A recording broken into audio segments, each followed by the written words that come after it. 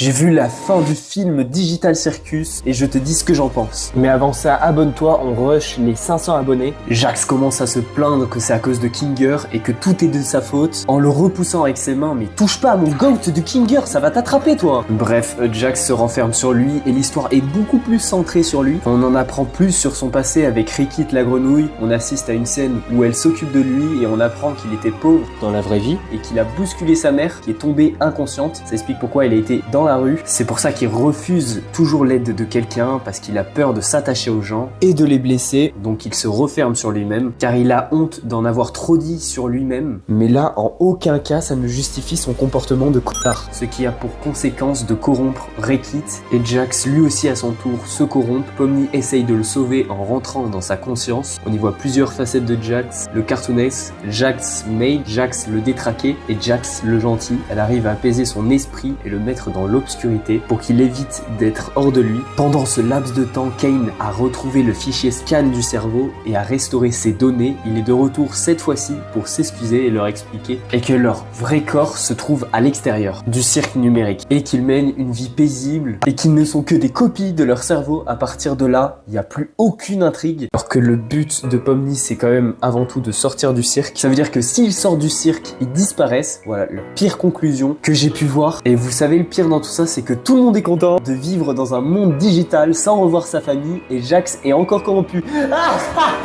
N'hésite pas à t'abonner et à liker parce que je me suis infligé une fin bâclée.